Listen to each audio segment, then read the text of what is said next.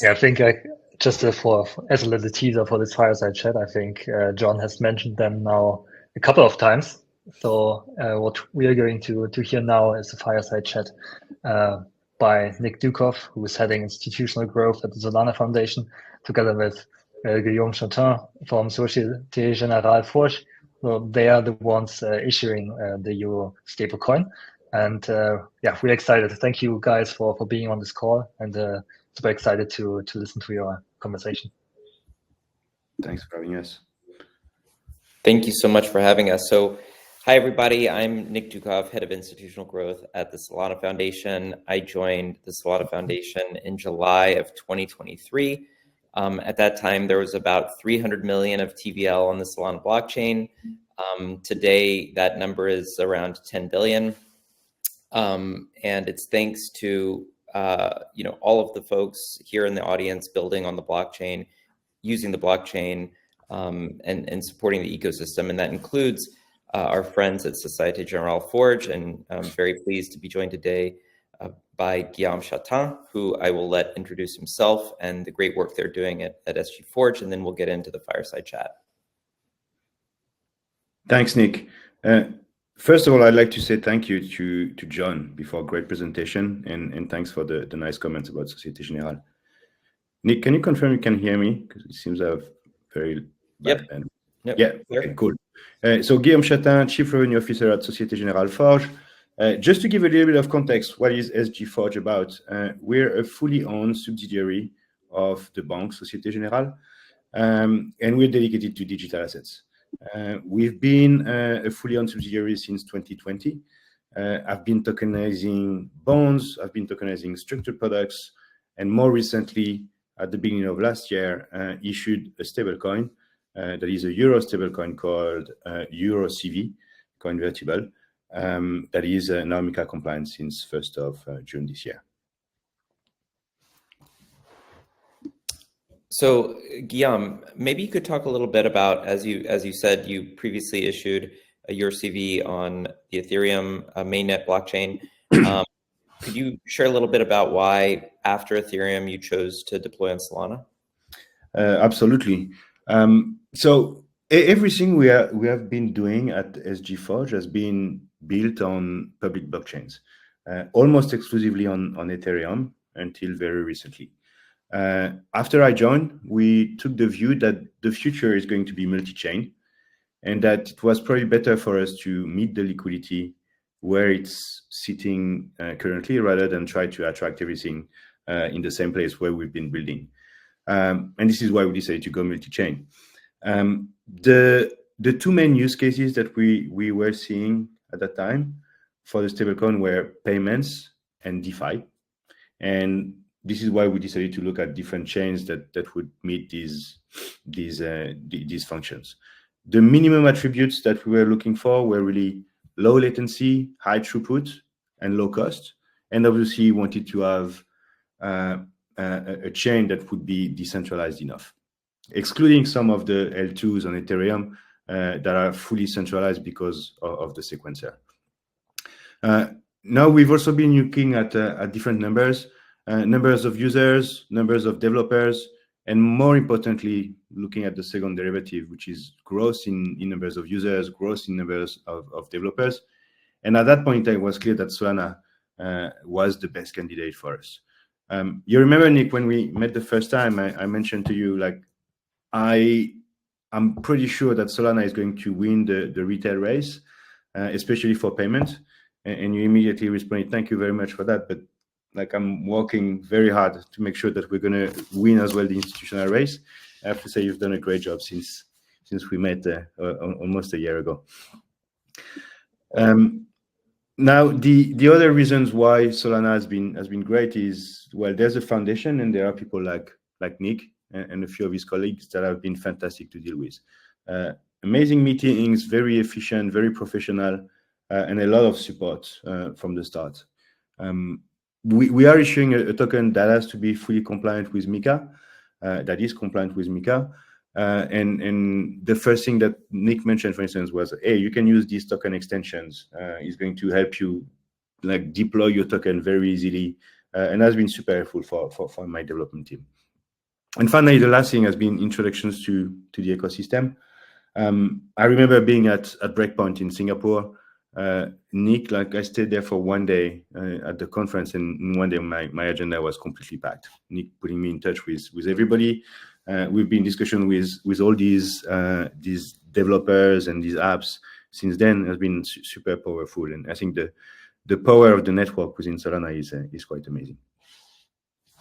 Well, thanks, Guillaume. I appreciate that. So you mentioned MiCA, and John mentioned it in his presentation too. Could you share more about, some of the both good things about MiCA, how it has helped provide clarity, and maybe some of the things that make it a bit challenging to deal with from your perspective? Yeah. So MiCA has been good from the point of view that we needed to have a clear framework. It is important to have rules, and we saw like what happened in the US and why many developers have left the US at some point, because there was no clarity in the rules around crypto. So from that point of view, MiCA is really good. It is a good level playing field as well. One of the reasons we decided to develop a stable coin instead of doing like as other big banks, for instance, a tokenized deposit, was that we wanted to build something that was on public blockchain, that was open source, that was composable. And it was very tough to do that at some point because there was no clear rules around what is a stable coin. And having MiCA now in place is really helping there.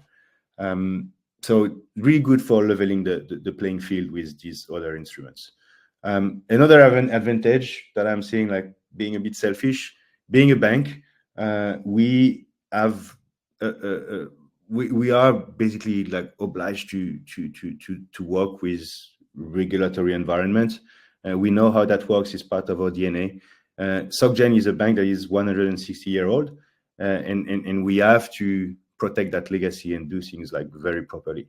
And we have like basically everybody and all the infrastructure to do that.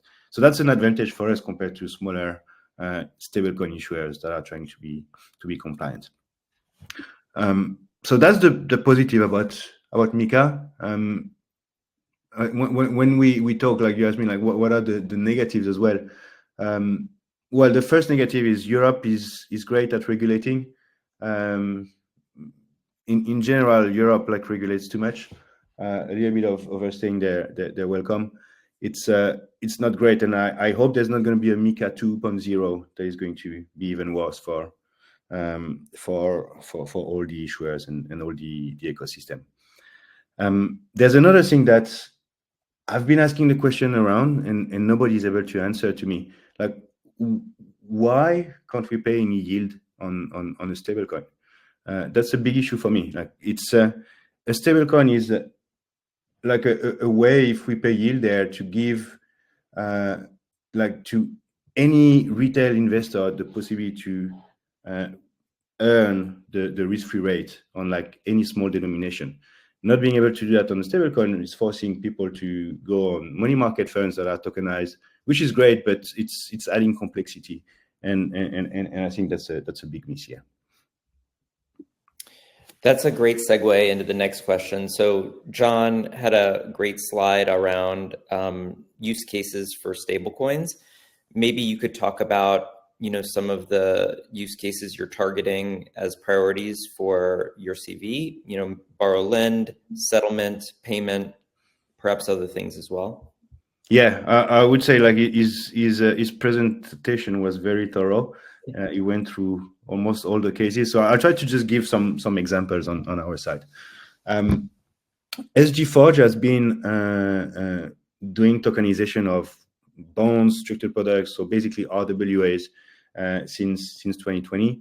We were the lead of the syndicate for the first EIB bond for 100 million euros that was done on Ethereum at that time. And since then, I've been tokenizing a lot of bonds, many structured products, until like late last year, late 2023, when we decided that it's a bit silly to have and not really efficient to have investors buying tokenized products with cash. So we wanted to tokenize that investment leg and decided to launch that stablecoin as a settlement instrument originally. So that's the first use case for us. We continue to developing it, and everything that we're bringing on chain is now connected to the stablecoin as a settlement instrument.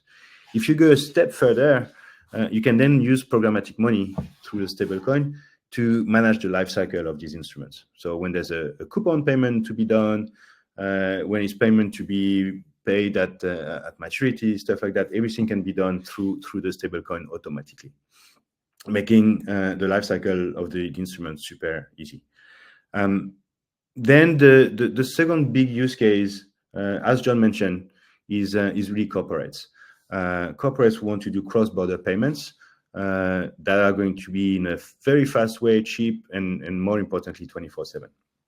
And again, if you push this a bit further, these corporate treasurers are also asking us to use programmatic money to help them better manage their liquidity, in particular intraday.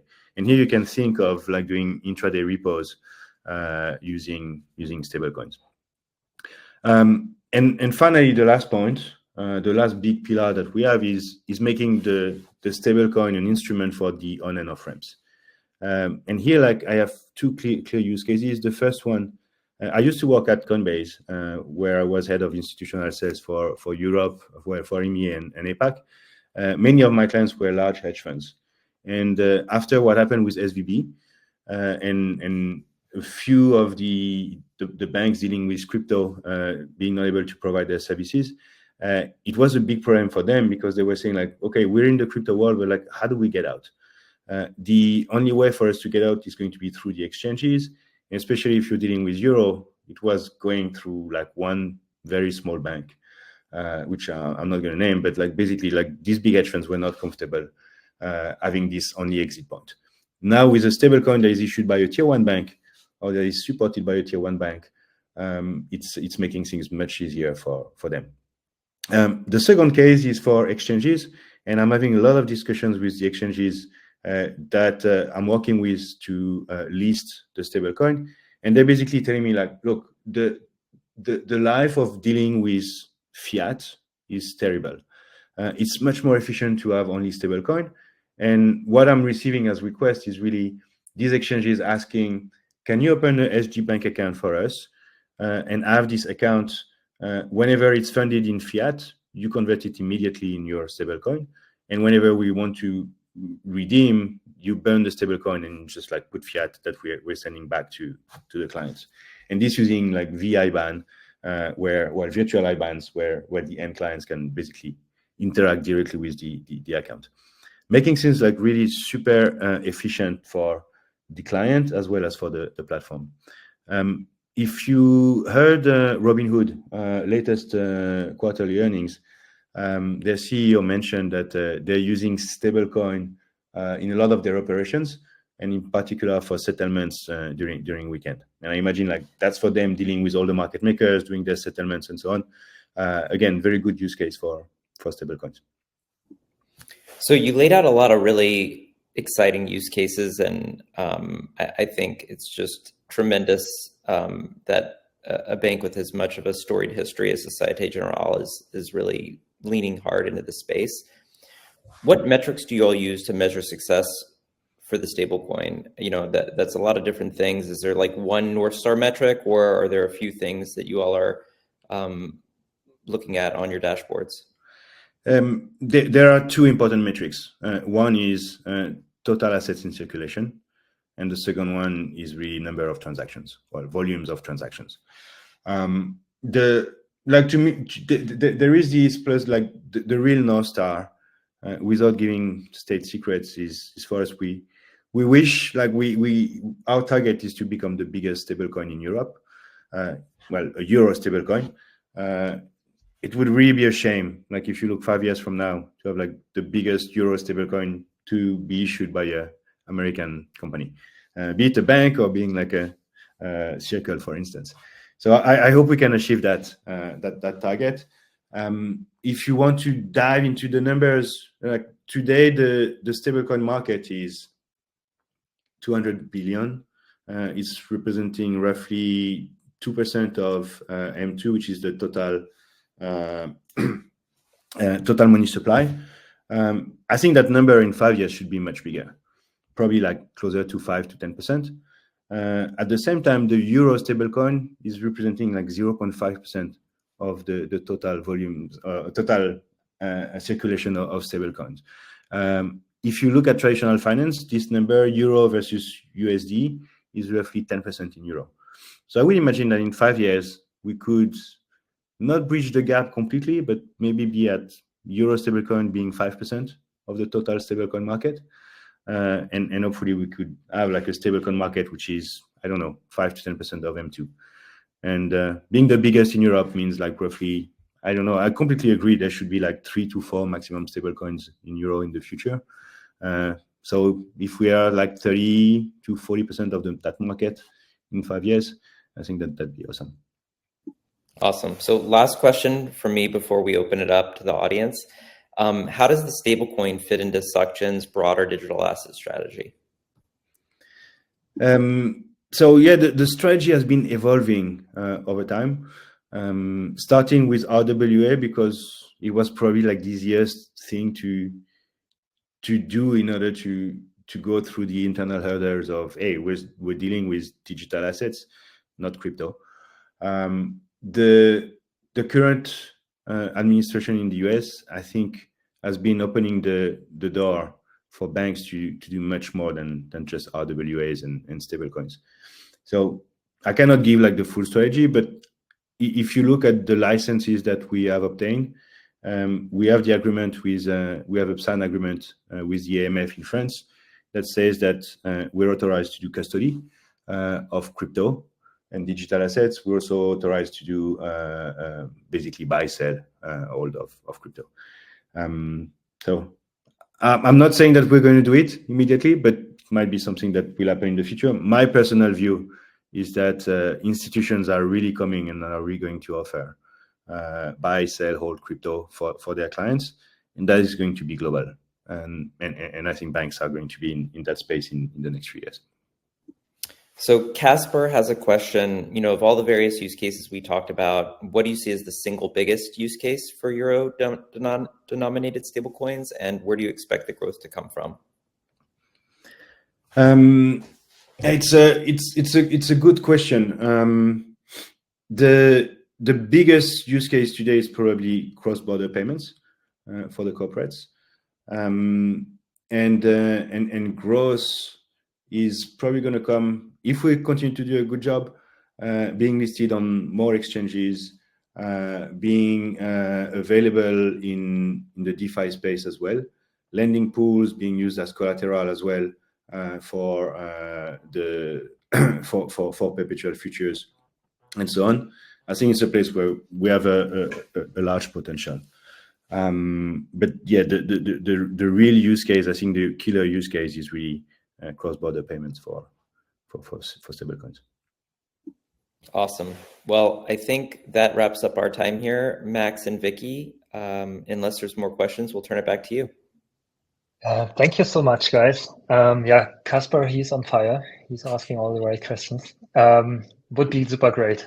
Same what we told John. If you would find the time afterwards to go through the questions and answer them. I think one last question we would like to ask from the audience is from Fyodor. He asks, adoption in euro stablecoins has been lagging. Now with the benefit of hindsight, will it pay off as a bank like Société Générale to be first to market? Yeah, that's a great question. I think it's not just like being first to market. I think it's being the first to have developed solutions in the blockchain space. Like building a stablecoin is the result of 5-year operating in the blockchain space. RWAs doing this on public blockchain taught us to do a lot of things. Develop the right tech stack, being able to educate people internally in terms of compliance, risk management, being able to use and be trained on on-chain analytics tools. And without that, we would never have been able to launch a stablecoin that is fully transferable, that is going to be available in DeFi, that anybody can transfer in a self-custody wallet. So it's not just being first, it's like really being the leader in that space. And for every other bank who wants to launch a stablecoin on their own, they will have to go through all these steps, and it's taking a long time in itself. And it's not something that you do in just 1 year. Awesome. So I guess congrats to the mode you've established. But thanks again, guys, for sharing all these insights. Was really appreciate you having you for this industry call.